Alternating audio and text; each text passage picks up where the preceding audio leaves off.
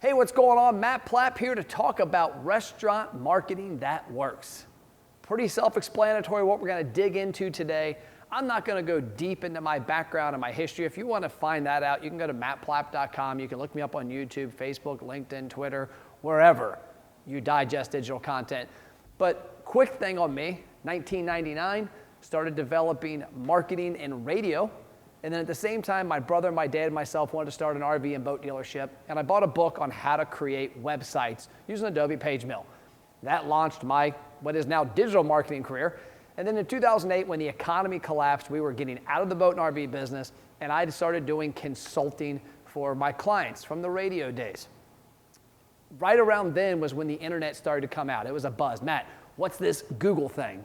Matt, what is social media? And that's when I started my marketing consulting business with a lean to digital marketing. And within 3 or 4 years, it went completely digital marketing. 2015, fell into an idea that worked amazing, that helped a restaurant client of ours actually see a result from marketing. That led me to the path where we're at today, only dealing with restaurants, all over the United States, a few overseas. But today, I want to talk about restaurant marketing that works, not Matt Plapp. So let's dig into it. So the little logo you're going to see here is what I call the marketing circle of life. There's 3 main components to restaurant marketing that we're going to dig into. Actually, any marketing, but they go in a big circle. And if you use them correctly together, you're going to see a lot of long-term results. So my second book I wrote, Sell More Slices, and I tell people, when you look at the book, interchange the word slices with burgers, ice cream, steaks, pizza, of course, whatever, because all of the tactics are the same. It's the exact same way you can get somebody's attention, get their information, and drive them into your business. My new book, Restaurant Marketing That Works, differs in that I realized that Don't 86 Your Restaurant Sales and Sell More Slices were geared around a very specific idea that I have and a system that we run for restaurants. And I looked at it and said, you know what? I want to give people the background of that system and let you look into it and see why, how, what, when, where, all those things. So stay tuned. That book will be out soon. And depending on when you're watching this, it might already be out. So let's talk about the goal of your marketing. In 2020, 2021 and on, your goal should be to be on this device every week of your customers, of your potential customers, your best customers, your lost customers, people who don't know you yet. You need to be in their phone, because I'll ask you this question. As a restaurateur, look out and tell me what's delaying the people ordering food at your restaurant. When their food is actually served to them, what's delaying them eating it? And then why are they at the table 20, 30 minutes longer than they used to be?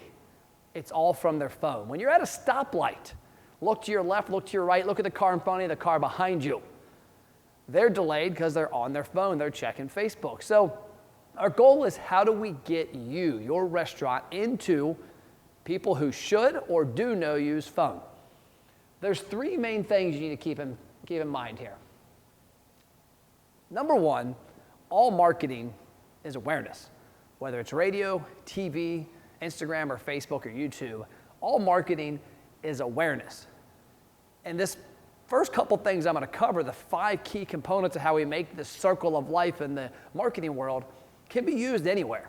I'm going to show you an example later on how we use it in digital marketing, because I think that's where you should be focusing most of your effort in 2020 and on, but you could use it in anything.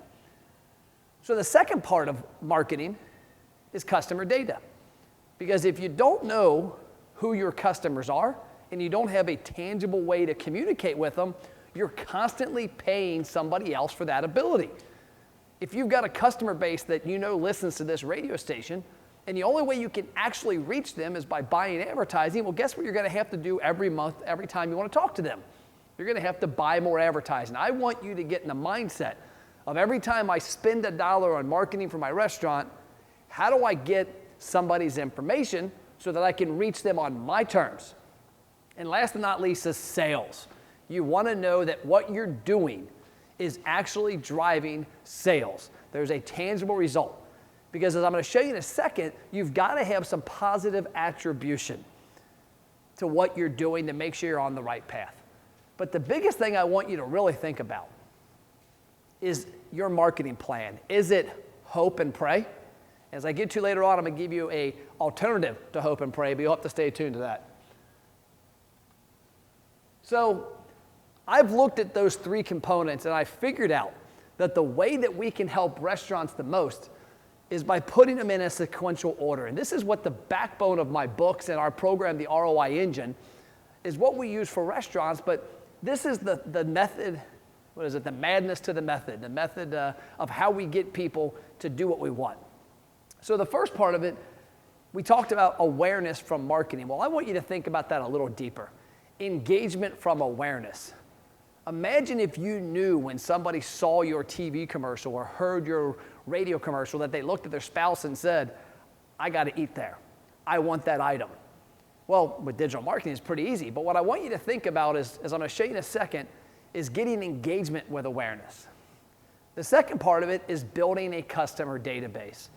We need to use that engagement from step one to build a database in step two. The third part is the part that everybody loves, that you're all going to look at and you're all going to hang on to, is sales.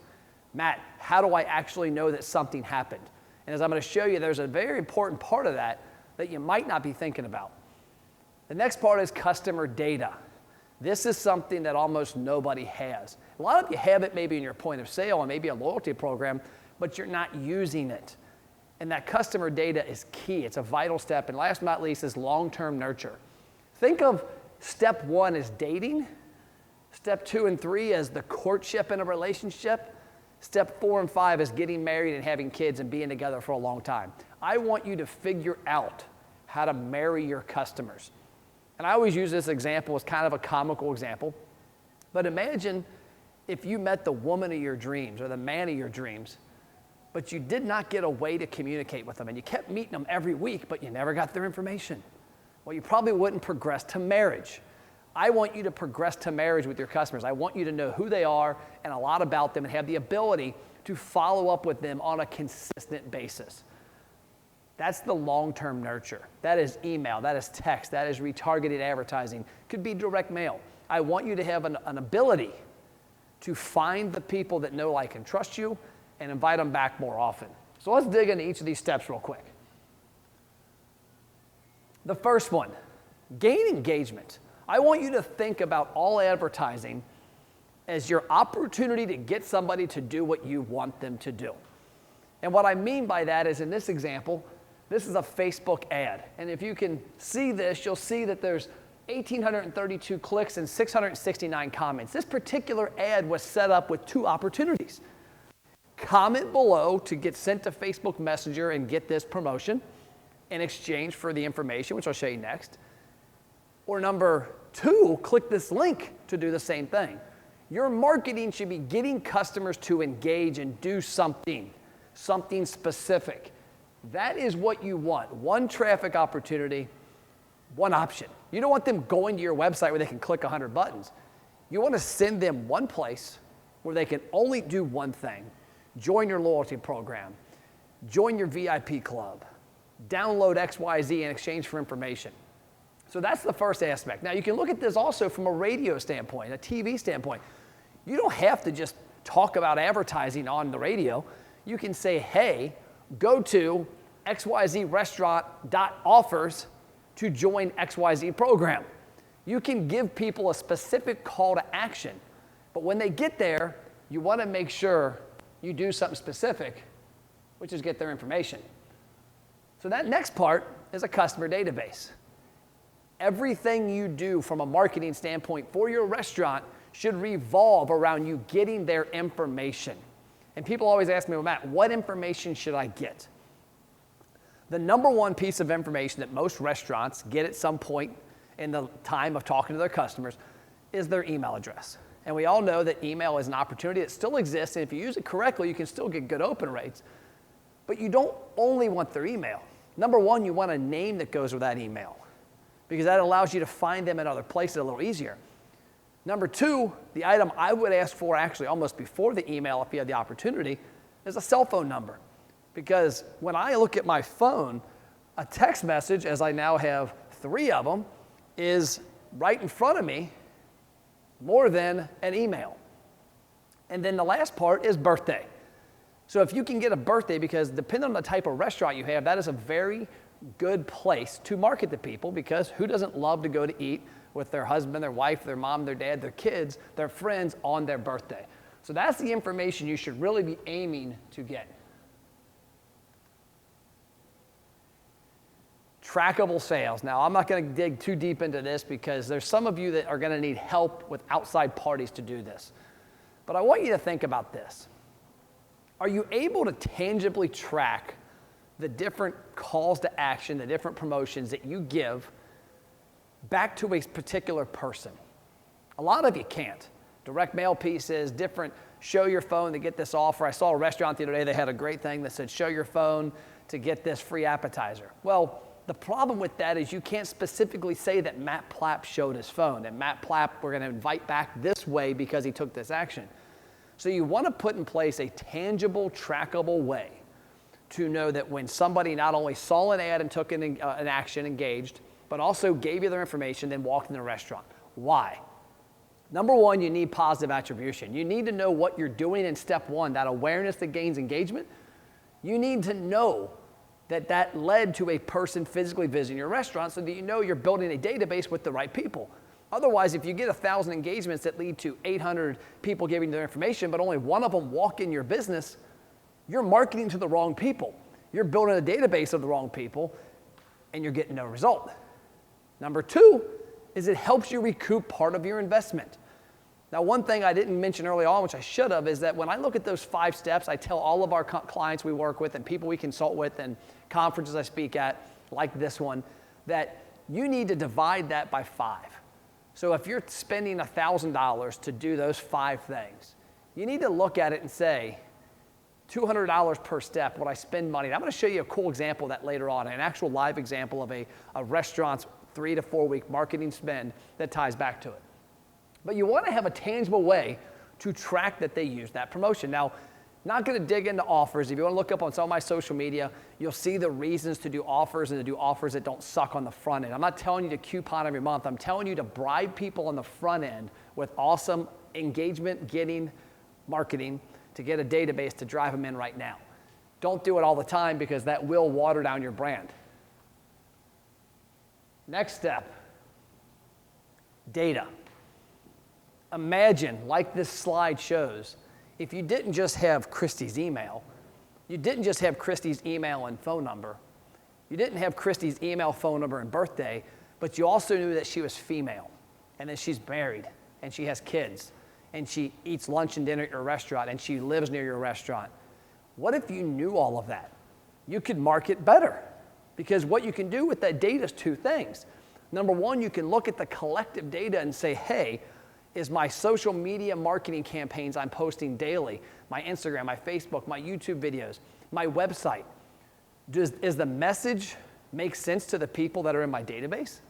Because this right here is going to tell you, I talked to a client the other day, 89% of the people that they got into the database that we helped them build were females. Half of his marketing is talking about beer, football, and basketball. And I'm like, bro, 90% are telling you they're women. They don't want to hear about that. So let's alter the message and talk to the masses. So now I want to give you a very specific example of how to evaluate this and do exactly what I just told you. So I want you to think about this, and this is how I broke it down. We've got 5 points here. We've got the awareness that we talked about, that engagement awareness. We've got the database. We've got the trackable sales. We've got the data from the customers, and we've got the long-term nurture. I want you to divide that effort. So if you're spending $1,000 on a radio campaign, if you're spending $1,000 on a direct mail campaign, if you're spending $1,000 on Facebook ads, I want you to, when you create it, think about how relative that dollar amount is to each step. So in this case, I've got 5 steps. I've got $1,269.97. This is an actual campaign by a 1-location restaurant. 5 steps, that's $254 for each step. Let's look at the results, and you tell me if this allows you to make better marketing decisions and also get a return on your marketing dollar, because at the end of the day, that's also a key element. So here's a Facebook ad. You can see 3,868 clicks. That was the action we were trying to get from this. organic reach of 19, paid reach of 28,000. That's just this one ad. Well, here's the cumulative effort. 135,000 impressions. This is under about 3 weeks. This is shot November 20th. It's back to October, looks like 14th. And there was a little slack there, a little testing phase early on. But basically 135,000 impressions, 5,600 engagements, 321 comments, 111 post shares, and a lot of link clicks. People took an action. They saw an ad and they didn't just go, oh, that looks cool. They were asked to take an action. They took the action and it led to the next thing. So ask yourself, $254 for that, I'm going to guess you're going to say, heck yeah. I hope so. The next is data. You want to know that you gained something from it. I always tell people, yeah, don't give out a buy one, get one free pizza. Don't give out a free appetizer unless you get something in return. In this case, now this example was a little too good because the program that they're using, which we use for them, worked a little too good. But you look at it and you say, okay, $254, 3 to 4 weeks of marketing, 1,705 email addresses, 1,482 birthdays, 1,467 phone. What happens is people are more inclined to give you a phone number than they are an email, or an email versus a phone number. So you can see that 2,500 people started on the front end, and some of them are still in there, but 1,700 took the easiest route, email, and then of those 1,700, 1,482 also gave a birthday, and 1,467 also gave a phone number. So there's an opportunity there to talk to around 1,500 people when you want. The other element, which we're going to get into a little later, is who are these people? Well, as you can see, 60% on the front end told us they'd never been to the restaurant. 34% were frequent customers, and 5% are lost. You're now able to have a different conversation with different people because those 60% that are new don't know your menu, don't know your hours, might not know your website, don't know directions. Now you can start introducing them to the brand. The people that are frequent already know you. You might want to just poke them a little. And the people that are lost, those 5.5%, 6% lost souls, need to be bribed a little more maybe. Dude, where you been? Let's go. So that's the second step. And I'm going to ask you again, $254 for that? I think you'd have to be on a spaceship to not want that. You have to be an alien. The last part, the third part, trackable sales on the front end. I'm not going to go too deep into this because it's a pretty simple conversation. In the matter of that 30 days, that database drove 179 people to walk in the restaurant for $3,400 in sales. If you wouldn't spend $254 to get that, we're probably having the wrong conversation. Next, data. Who are your customers? In this example, we can look and see that 59.2% of the people who came in are female. 40.8% are male. How many of them have kids? How many of them are married? Where they live or work in a restaurant? Time of day. There's a lot of information you can get from people. This right here allows you to make better decisions on the front end and allows you to talk to them differently next month.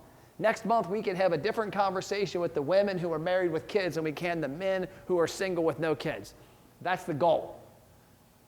And last but not least, long-term nurture and how to evaluate ROI, because this is the biggest element. Everything we're doing here, I'm telling you, divide by 5. Each step, $254, because they spent $1,200 and something and change. At the end of the day, though, what really matters is ROI, is long-term value, is that you've got this database, you've got this awareness, you've got people that you can get in their phone all the time now. So in this case, we look at annual impact as a way to judge that. We look at it and say, okay, we know a percentage of these people visited the restaurant. I think it was like 15%.